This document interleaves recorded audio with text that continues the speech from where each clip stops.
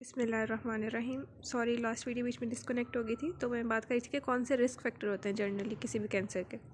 Risk factors में ना एक तो इन्वायरमेंटल रिस्क फैक्टर्स होते हैं, बायोलॉजिकल रिस्क फैक्टर्स होते हैं और कोई भी फिज़िकल या केमिकल कार्सिनोजन से एक्सपोजर होता है।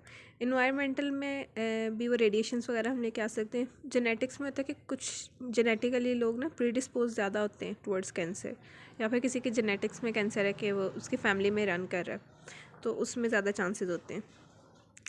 उसके अलावा जब इसकी स्पेसिफिक हम बात करेंगे इसोफेजियल कैंसर की, तो इसमें risk factor relevant to food intake होंगे। सबसे पहले तो कोई भी कैंसर हो नॉर्मली अल्कोहल यूज़ से और स्मोकिंग से, उसमें कैंसर के चांसेस ज़्यादा होते हैं। तो इसमें सबसे पहले आ गया अल्कोहल यूज़, इसको पार्ट 1 कर लेंगे। नेक्स्ट पॉइंट में हम लिख सकते हैं टोबैको यूज़ या स्मोकिंग, उसको सेकेंड पार्ट कर दें। देन इसमें है पॉवर्टी, कॉजिटिक इसोफेजियल इंजरी, कोई इंजरी है जिसकी वजह से हो गया है एक्लेजिया या एक्लेजिया कार्डिया भी उसे कहते हैं। उसमें क्या होता है कि failure of smooth muscle fibres to relax, जो इसोफेगस के फाइबर्स होते हैं ना वो रिलैक्स नहीं कर पाते, तो इसोफेगस कॉन्ट्रैक्टेड सी रह रहती है वहाँ पे ना, और वो फूड प्रॉपर्ली पास नहीं हो सकता, इसे हम कहते हैं एक्लेजिया।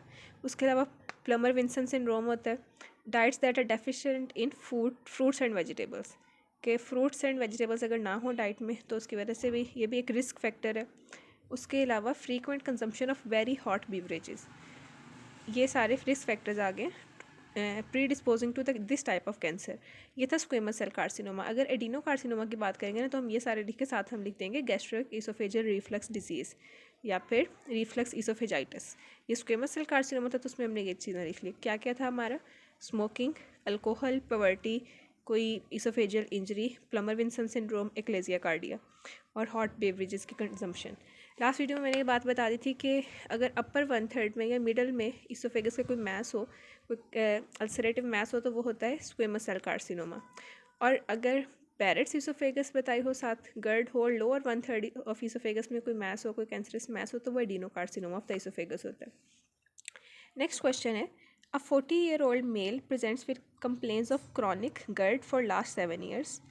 Endoscopy is advised and reveals patches of red velvety mucosa extending upward from gastroesophageal junction in the lower 1/3 of the esophagus. The red mucosa alternates with smooth pale colored esophagus mucosa. What is the diagnosis? Give microscopic finding of this lesion. तो हमने पहले पढ़ा था कि ये गर्ड से associated हो तो वो क्या होगा?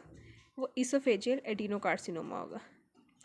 उसके बाद इसकी माइक्रोस्कोपिक फाइंडिंग्स क्या होंगी? इसमें हमें वो गर्ड वाले सारे फीचर्स नज़र आ जाएंगे, और साथ जो इसके एसोसिएटेड ना इसोफेजियल एडिनोकार्सिनोमा में एक तो डिस्टल 1/3 ऑफ द इसोफेगस में होगा, और साथ हमें ना invade the adjacent cardia. Stomach के कुछ पार्ट्स होते हैं ना, जैसे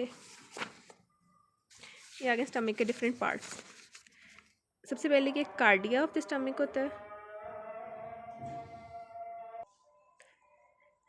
बिस्मिल्लाहिर्रहमानिर्रहीम। हम पार्ट्स ऑफ स्टमक कर रहे थे। स्टमक का ये पार्ट होता है सबसे पहले कार्डिया, फिर जो ऊपर से थोड़ा सा बल्जिंग एंड होता है ना, ये तो फंडस, ये बॉडी सारी, फिर पाइलोरस और एंट्रम। इसको पाइलोरिक एंट्रिक कनाल भी कह देते होते हैं ना, पाइलोरस और एंट्रम को मिला के। तो ये सारे पोर्शन हैं स्टमक के। जब एडिनोकार्सिनोमा ऑफ द इसोफेगस हो ना, तो वो यहाँ से इसोफेगस के 1/3 को साथ ना कार्डियो ऑफ द स्टमक को भी इन्वॉल्व कर देता है। अब इस सिनेरियो में और बैरेट्स इसोफेगस के सिनेरियो में हम डिफरेंस कैसे करते हैं कि इसमें ना लोअर 1/3 ऑफ द इसोफेगस का बताया होता है कि रेड वेलवेटी पैच तो है, लेकिन वो 1/3 ऑफ द इसोफेगस तक एक्सटेंड किया हुआ है। फिर वो हमारा होगा एडिनोकार्सिनोमा। अब इसमें इसोफेजियल एडिनोकार्सिनोमा है, distal 1/3 of the oesophagus and may invade the adjacent cardia, while early lesions में अपीयर एस। अब जो लीजन्स हैं, जो कैंसरस लीजन्स हैं, वो पहले फ्लैट या रेस्ड पैचेस की तरह अपीयर होती हैं, अदरवाइज जो बाकी म्यूकोजा है वो इंटैक्ट होता है। लेटर ऑन कैसे ट्यूमर रिप्रेजेंट होता है? ट्यूमर में form large exophytic masses, infiltrate diffusely और अल्सरेट एंड इन्वेड डीपली। पहले फ्लैट से रेस्ड पैचेस हुए थे। लेटर ऑन ट्यूमर फर्दर जब वो एक्सटेंड किया, उसने क्या किया? एक्सोफिटिक या मतलब अब उससे सिक्रीशंस निकल रहे हैं, वो इनफिल्ट्रेट हो रहे हैं। तो एक्सोफिटिक मैसेज बनते हैं दैट इनफिल्ट्रेट डिफ्यूजली और अल्सरेट एंड इन्वेड डीपली। ये उसकी थोड़ी सी हमारे पास क्या हो गई? फाइंडिंग्स हो गई हैं। माइक्रोस्कोपिक फाइंडिंग उन्होंने स्पेसिफिकली पूछी थी, उस माइक्रोस्कोपिक फाइंडिंग में हमें बैरेट्स इसोफेगस मिलेगी। Frequently is present adjacent to the tumour typically produce mucin and form glands, जो हमने ऊपर बात की ना कि बाद में वो एक्सोफिटिक मैसेज बन जाते हैं। तो वो टिपिकली ना उसके अंदर म्यूसिन प्रोड्यूस होता है और वो ग्लैंड्स बन जाते हैं। एक तो बैरेट्स एसोफेगस आएगा इसके अंदर। बैरेट्स एसोफेगस में क्या मिलता होता है, कोलमनार मेटाप्लेजिया, तो वो आप फीचर इसका अलग से भी इसमें लिख सकते हैं साथ। और साथ इसमें म्यूसिन रिलीज़ होती है, किन से, ग्लैंड से। इसकी मोस्ट कॉमन कॉम्प्लिकेशन क्या होती है, वो डिस्फेजिया होती है। मैंने पहले भी बताया था, डिस्फेजिया का मतलब होता है डिफ़िकल्टी या डिस्कम्फर्ट इन स्वेलिंग।